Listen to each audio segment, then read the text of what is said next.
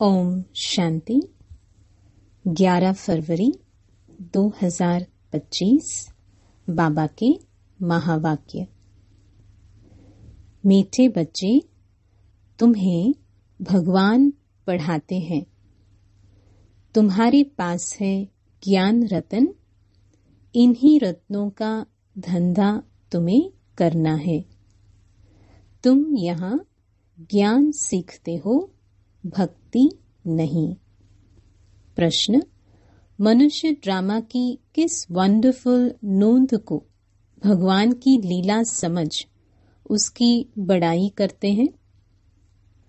उत्तर: जो जिसमें भावना रखते उन्हें उसका साक्षात्कार हो जाता है तो समझते हैं यह भगवान ने साक्षात्कार कराया, लेकिन होता तो सब ड्रामा अनुसार है।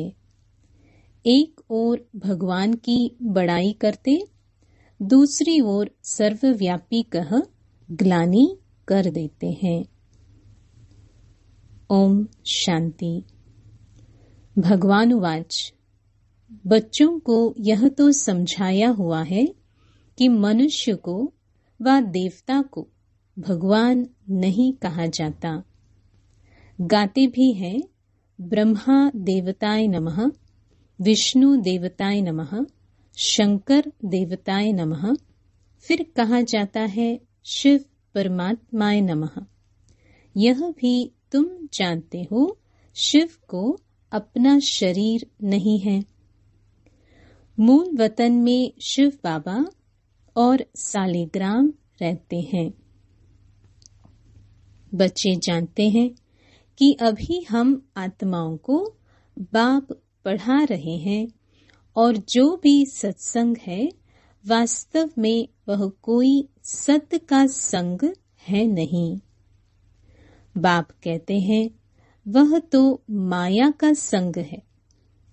वहां ऐसे कोई नहीं समझेंगे कि हमको भगवान पढ़ाते हैं।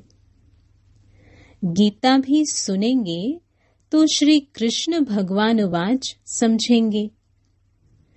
दिन प्रतिदिन गीता का अभ्यास कम होता जाता है क्योंकि अपने धर्म को ही नहीं जानते।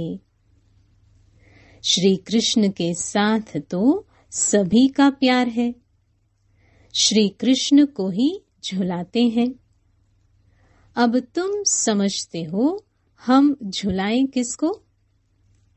बच्चे को झुलाया जाता है, बाप को तो झुला न सके। तुम शिव बाबा को झुलाएंगे? वह बालक तो बनते नहीं, पुनर्जन्म में आते नहीं। वह तो बिंदु है, उनको क्या झुलाएंगे? श्री कृष्ण का बहुतों को साक्षात्कार होता है। श्री कृष्ण के मुख में तो सारी विश्व है, क्योंकि विश्व का मालिक बनते हैं तो विश्व रूपी माखन है। वो जो आपस में लड़ते हैं वह भी सृष्टि रूपी माखन के लिए लड़ते हैं। समझते हैं हम जीत पाले। श्री कृष्ण के मुख में माखन का गोला दिखाते हैं। यह भी अनेक प्रकार के साक्षात्कार होते हैं, परंतु अर्थ कुछ भी नहीं समझते हैं। यहाँ तुमको साक्षात्कार का अर्थ समझाया जाता है। मनुष्य समझते हैं हमको भगवान साक्षात्कार कराते हैं। यह भी बाप समझाते हैं। जिसको याद करते हैं, समझो कोई श्री कृष्ण की नौधा भक्ति करते हैं तो अल्पकाल के लिए उनकी मनोकामना पूरी होती है। यह भी ड्रामा में नोंद है। ऐसे नहीं कहेंगे कि भगवान ने साक्षात्कार कराया। जो जिस भावना से जिसकी पूजा करते हैं उनको वह साक्षात्कार होता है।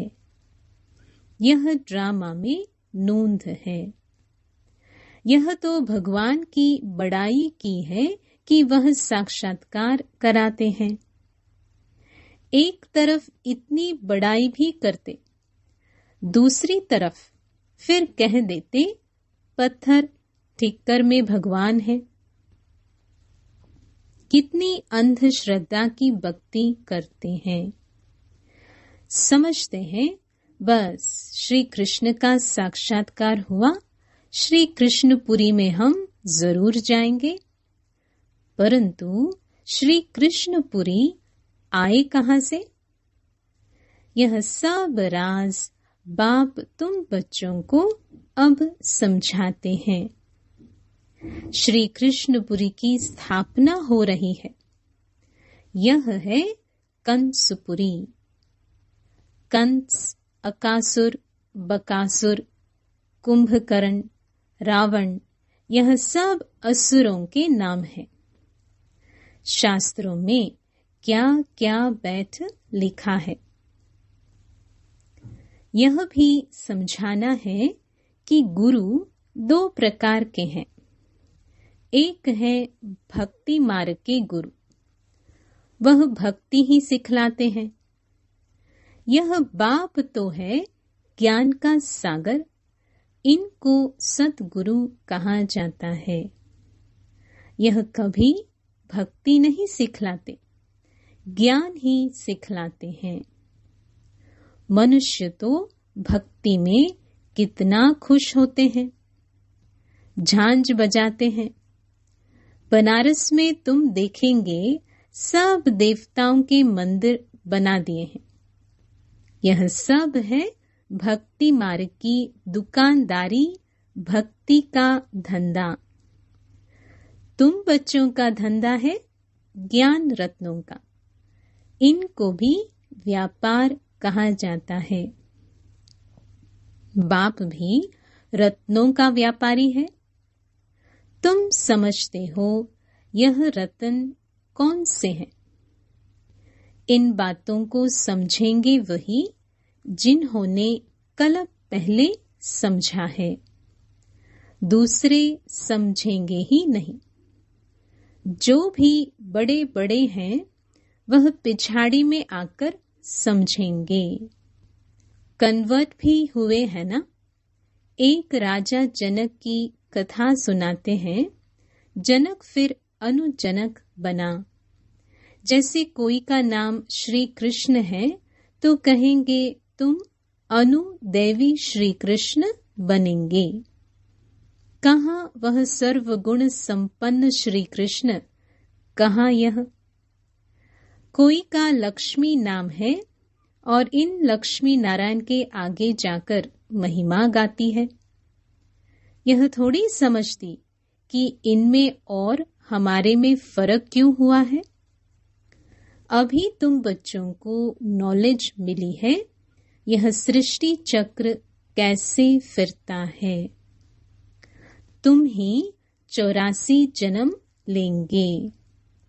यह चक्र अनेक बार फिरता आया है, कभी बंद नहीं हो सकता। तुम इस नाटक के अंदर एक्टर्स हो। मनुष्य इतना जरूर समझते हैं कि हम इस नाटक में पार्ट बजाने आए हैं। बाकी ड्रामा के आदि मध्य अंत को नहीं जानते। तुम बच्चे जानते हो हम आत्माओं के रहने का स्थान परे ते परे है। वहां सूर्य चांद की भी रोशनी नहीं है। यह सब समझने वाले बच्चे भी अक्सर करके साधारण गरीब ही बनते हैं, क्योंकि भारत ही सबसे साहूकार था, अब भारत ही सबसे गरीब बना है। सारा खेल भारत पर है। भारत जैसा पावन खंड और कोई होता नहीं।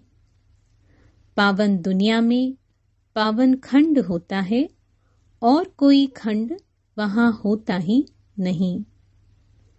बाबा ने समझाया है, यह सारी दुनिया एक बेहद का आइलैंड है।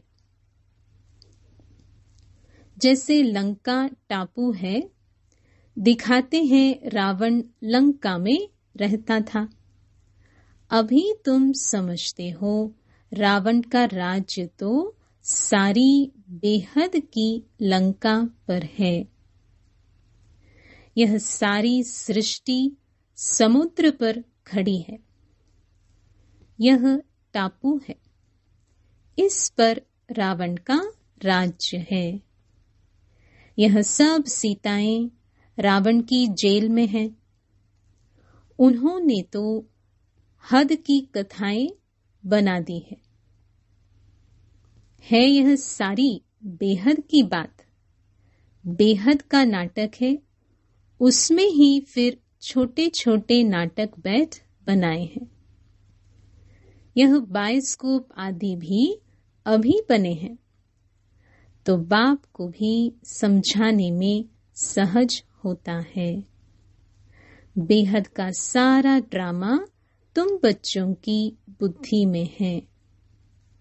मूल वतन, सूक्ष्म वतन और किसकी बुद्धि में हो न सके। तुम जानते हो हम आत्माएं मूल वतन की रहवासी हैं। देवताएं हैं सूक्ष्म वतनवासी, उनको फरिश्ता भी कहते हैं। वहां हड्डी मांस का पिंजरा होता नहीं। यह सूक्ष्म वतन का पाठ भी थोड़े समय के लिए है। अभी तुम आते जाते हो, फिर कभी नहीं जाएंगे। तुम आत्माएं जब मूल वतन से आती हो तो वाया सूक्ष्म वतन नहीं आती हो, सीधी आती हो। अभी वाया सूक्ष्म वतन जाती हो। अभी सूक्ष्म वतन का पाठ है। यह सब राज बच्चों को समझाते हैं। बाप जानते हैं कि हम आत्माओं को समझा रहे हैं। साधु संत आदि कोई भी इन बातों को नहीं जानते हैं। वह कभी ऐसी बातें कर न सके। बाप ही बच्चों से बात करते हैं। ऑर्गन्स बिगर तो बात कर न सके। कहते हैं मैं इस शरीर का आधार ले तुम बच्चों को बढ़ाता हूँ। तुम आत्माओं की दृष्टि भी बाप तरफ चली जाती है। यह है सब नई बातें। निराकार बाप, उनका नाम है शिव बाबा। तुम आत्माओं का नाम तो आत्मा ही है। तुम्हारे शरीर के नाम बदलते हैं। मनुष्य कहते हैं परमात्मा नाम रूप से न्यारा है, परंतु नाम तो शिव कहते हैं ना। शिव की पूजा भी करते हैं। समझते एक है, करते दूसरा है। अभी तुम बाप के नाम रूप देश काल को भी समझ गए हो। तुम जानते हो कोई भी चीज नाम रूप के बगैर नहीं हो सकती है। यह भी बड़ी सूक्ष्म समझने की बात है। बाप समझाते हैं गायन भी है सेकंड में जीवन मुक्ति, अर्थात मनुष्य नर से नारायण बन सकते हैं। जबकि बाप हेवनली गॉड फादर है, हम उनके बच्चे बने हैं तो भी स्वर्ग के मालिक ठहरे, परंतु यह भी समझते नहीं हैं। बाप कहते हैं बच्चे, तुम्हारी एम ऑब्जेक्ट ही यह है नर से नारायण बनना। राजयोग है ना। बहुतों को चतुर्भुज का साक्षात्कार होता है। इससे सिद्ध है विष्णुपुरी के हम मालिक बनने वाले हैं। तुमको मालूम है स्वर्ग में भी लक्ष्मी नारायण के तख्त के पिछाड़ी विष्णु का चित्र रखते हैं, अर्थात विष्णुपुरी में इन्हों का राज्य है। यह लक्ष्मी नारायण विष्णुपुरी के मालिक हैं। वह है श्री कृष्णपुरी, यह है कंसपुरी। ड्रामा अनुसार यह भी नाम रखे हुए हैं। बाप समझाते हैं मेरा रूप बहुत सूक्ष्म है, कोई भी जान नहीं सकते। कहते हैं कि आत्मा एक स्टार है, परंतु फिर लिंग बना देते, नहीं तो पूजा कैसे हो। रुद्र यज्ञ रचते हैं तो अंगूठे मिसल सालिग्राम बनाते हैं। दूसरी तरफ उनको अजब सितारा कहते हैं। आत्मा को देखने की बहुत कोशिश करते हैं, परंतु कोई भी देख नहीं सकते। रामकृष्ण विवेकानंद का भी दिखाते हैं ना। उसने देखा आत्मा उनसे निकल मेरे में समा गई। अब उनको किसका साक्षात्कार हुआ होगा। आत्मा और परमात्मा का रूप तो एक ही है। बिंदी देखा, समझते कुछ नहीं। आत्मा का साक्षात्कार तो कोई चाहते नहीं। चाहना रखते हैं कि परमात्मा का साक्षात्कार करें। वह बैठा था कि गुरु से परमात्मा का साक्षात्कार करें। बस कह दिया, ज्योति थी वह मेरे में समा गई। इसमें ही वह बहुत खुश हो गया। समझा यही परमात्मा का रूप है। गुरु में भावना रहती है भगवान के साक्षात्कार की। समझते कुछ नहीं। भला भक्ति मार्ग में समझाए कौन। अब बाप बैठ समझाते हैं, जिस जिस रूप में जैसी भावना रखते हैं, जो शक्ल देखते हैं, वह साक्षात्कार हो जाता है। जैसे गणेश की बहुत पूजा करते हैं तो उनका चैतन्य रूप में साक्षात्कार हो जाता है, नहीं तो उनको निश्चय कैसे हो। तेजोमय रूप देख समझते हैं कि हमने भगवान का साक्षात्कार किया, उसमें ही खुश हो जाते हैं। यह सब है भक्ति मार्ग उतरती कला। पहला जन्म अच्छा होता है, फिर कमती होते होते अंत आ जाता है। बच्चे ही इन बातों को समझते हैं। जिनको कल पहले ज्ञान समझाया है, उनको ही अब समझा रहे हैं। कल पहले वाले ही आएंगे, बाकी औरों का तो धर्म ही अलग है। बाप समझाते हैं, एक एक चित्र में भगवान वाच लिख दो। बड़ा युक्ति से समझाना होता है। भगवान वाच है ना, यादव, कौरव और पांडव क्या करत भय, उसका यह चित्र है। पूछो, तुम बताओ, अपने बाप को जानते हो? नहीं जानते हो तो गोया बाप से प्रीत नहीं है ना, तो विपरीत बुद्धि ठहरे। बाप से प्रीत नहीं तो विनाश हो जाएंगे। प्रीत बुद्धि विजयंती सत्यमेव जयते। इनका अर्थ भी ठीक है। बाप की याद ही नहीं तो विजय पा नहीं सकते।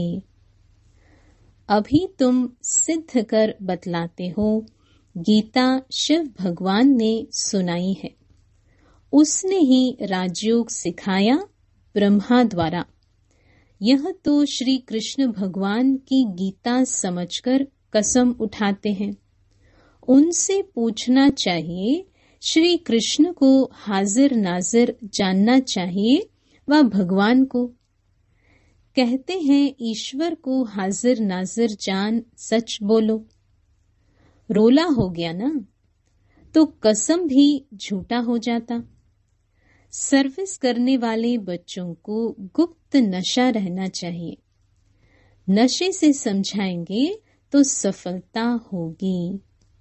तुम्हारी यह पढ़ाई भी गुप्त है, पढ़ाने वाला भी गुप्त है। तुम जानते हो हम नई दुनिया में जाकर यह बनेंगे। नई दुनिया स्थापन होती है महाभारत लड़ाई के बाद। बच्चों को अब नॉलेज मिली है, वह भी नंबरवार धारण करते हैं। योग में भी नंबरवार रहते हैं। यह भी जांच रखनी चाहिए हम कितना याद में रहते हैं। बाप कहते हैं यह अभी तुम्हारा पुरुषार्थ भविष्य 21 जन्मों के लिए हो जाएगा। अभी फेल हुए तो कल्प कल्पांतर फेल होते रहेंगे, ऊंच पद नहीं पा सकेंगे। पुरुषार्थ करना चाहिए ऊंच पद पाने का। ऐसे भी कई सेंटर्स पर आते हैं जो विकार में जाते रहते हैं और फिर सेंटर्स पर आते रहते हैं। समझते हैं ईश्वर तो सब देखता है, जानता है। अब बाप को क्या पड़ी है जो यह बैठ देखेगा। तुम झूठ बोलेंगे, विकर्म करेंगे तो अपना ही नुकसान करेंगे। यह तो तुम भी समझते हो। काला मुंह करता हूं तो ऊंच पद पा नहीं सकूंगा। सो बाप ने जाना तो भी बात तो एक ही हुई। उनको क्या दरकार पड़ी है। अपनी दिल खानी चाहिए, मैं ऐसा कर्म करने से दुर्गति को पाऊंगा। बाबा क्यों बतावे? हाँ, ड्रामा में है तो बतलाते भी हैं। बाबा से छिपाना गोया अपनी सत्यानाश करना है। पावन बनने के लिए बाप को याद करना है। तुमको यही फुरना रहना चाहिए कि हम अच्छी रीति पढ़कर ऊंच पद पावें। कोई मरा व जिया, उनका फुरना नहीं। फुरना फिकर रखना है कि बाप से वर्षा कैसे लेवे। तो किसको भी थोड़े में समझाना है। अच्छा, मीठे मीठे सिक्की लधे बच्चों प्रति मात पिता बाप दादा का याद प्यार और गुड मॉर्निंग। रूहानी बाप की रूहानी बच्चों को नमस्ते। धारणा के लिए मुख्य सार। पहला, गुप्त नशे में रहकर सर्विस करनी है।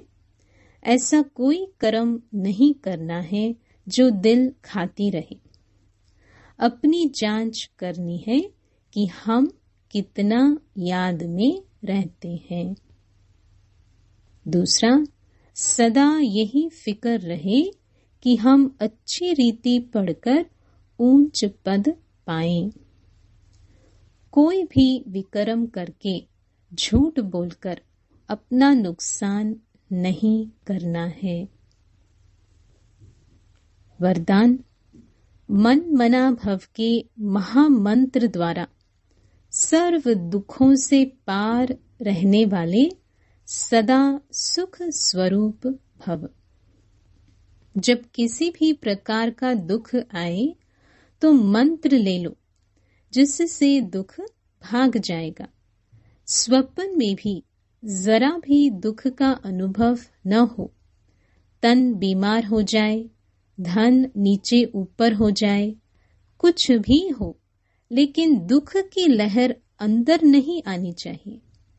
जैसे सागर में लहरें आती हैं और चली जाती हैं, लेकिन जिन्हें उन लहरों में लहराना आता है वह उसमें सुख का अनुभव करते हैं। लहर को जंप देकर ऐसे क्रॉस करते हैं जैसे खेल कर रहे हैं। तो सागर के बच्चे सुख स्वरूप हो, दुख की लहर भी न आए। स्लोगन: हर संकल्प में दृढ़ता की विशेषता को प्रैक्टिकल में लाओ तो प्रत्यक्षता हो जाएगी। अव्यक्त इशारे: एकांत प्रिय बनो, एकता और एकाग्रता को अपनाओ। स्व उन्नति में, सेवा की उन्नति में एक ने कहा, दूसरे ने हाँ जी किया।